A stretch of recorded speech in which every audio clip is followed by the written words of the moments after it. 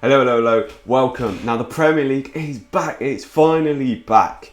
And that means the FPL is also back.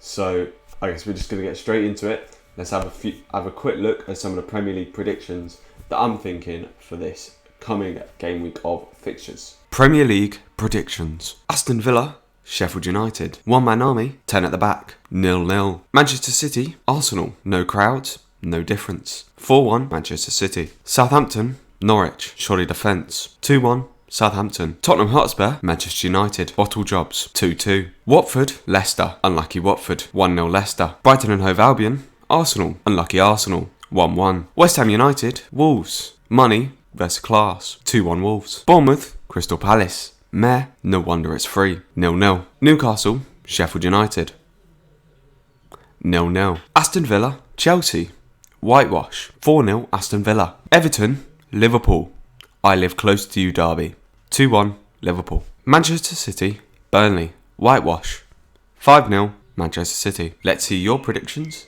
in the comments. So, I mean, you can see that, a few interesting predictions. Maybe the Aston Villa Chelsea one may not go as quite predicted there.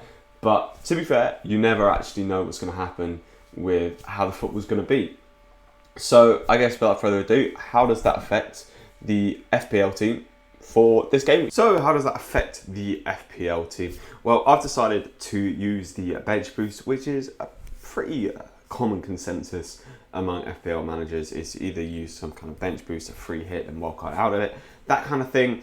I don't actually have a wildcard, so with this bench boost, I've kind of have to be thinking a little bit more long term. I couldn't sort of go all out on the attack with the sort of Mahrez, De Bruyne and Aguero. I've got De Bruyne and Mahrez in there. I'd be happy if Mahrez just plays sort of a 90 minutes, maybe grabs a goal. I'll be completely happy with that. He's a little bit cheaper than Sterling. I would have liked to have got Sterling in there, but the combination of Mahrez and Martial just sorts me a bit better out for the future. Maybe not for this double game week, where I probably would have gone Sterling and Fleck just for this week.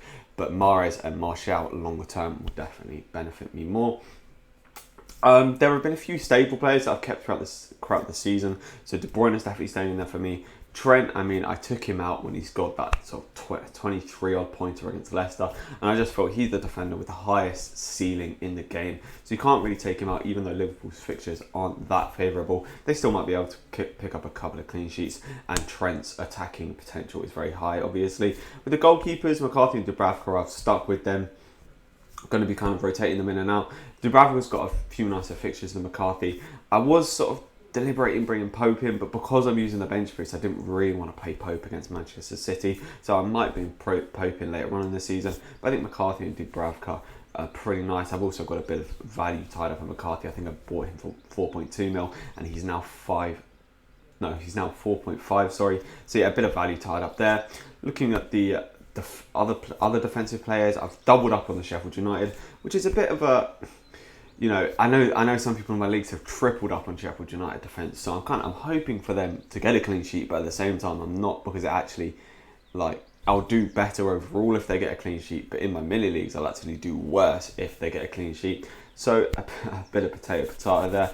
Then we move on to Laporte. I mean, if Laporte is back and fit, as all the reports are suggesting, I just can't see him not starting, as their defence is just so much better with him in the team. And he also has a potential of nicking a goal. 2 games, maybe 1 clean sheet, either against Arsenal or Burnley. I'll take it either way, to be honest. And then we look at the Wolves defender, Saiss. I feel like our Wolves defender is just kind of like a must-have now. Their fixtures are just so good. And Saiss, he's almost playing on left wing, really, isn't he? He's just bombing down that side, has high potential of assists, and even can nab a goal. So I very much like the potential of him.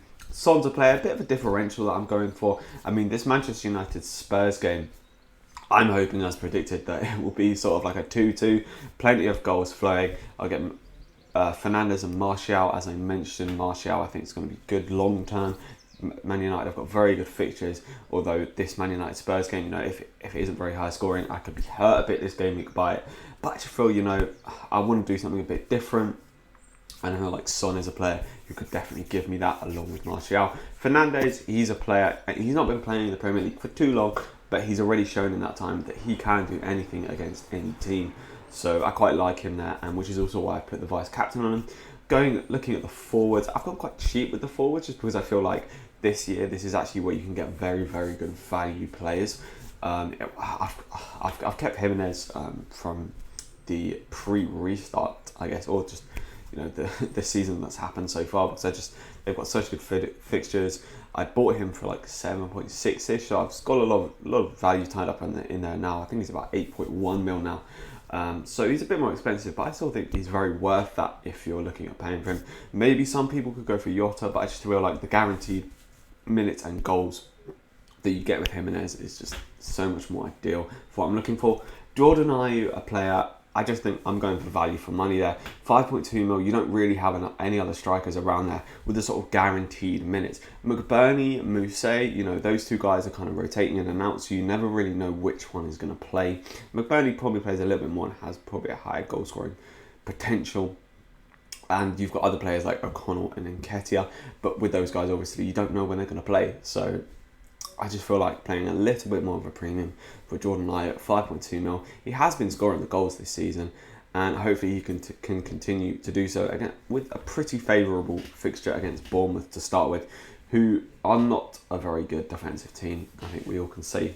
And then I've got Calvert-Lewin. I think there's not really another player in that sort of price bracket that is as good as him. Maybe Pukki. I know some people are definitely debating bringing Pukki in, but maybe that could be one. If Calvert-Lewin doesn't have a good couple of game weeks, these next 2 game weeks, Norwich do have a good turn of fixtures after about grading 31, 32. So I could definitely do like a straight swap there to Pukki, which might be okay, but I just feel like Calvert-Lewin for 6.5 mil ahead of that Everton attack, who of late Everton have been attacking extremely well. I just can't really take him out of the team. And then just the only thing last to say is looking at the captaincy option. And I mean, De Bruyne's home form this whole season has been incredible. Obviously, we don't really know what the effect's going to be without the crowd. I've been watching Bundesliga football, and without the crowd, it sort of tends to be that the more skilled team will win more often and win by bigger margins, which is why that for De Bruyne, I mean, it's a home game. Okay, maybe the home fixture taken out of it, but the level of skills there, the Man City team is much better than the Arsenal and the Burnley team. So I'm expecting, or definitely hoping for, sort of big, at least getting into the double figures there for De Bruyne. But yeah, I've tried to keep this nice and concise. This is a little preview for this week's FPL. I'm buzzing for football coming back. I hope you are too. Let us know your teams down in the description, and I'll catch you soon.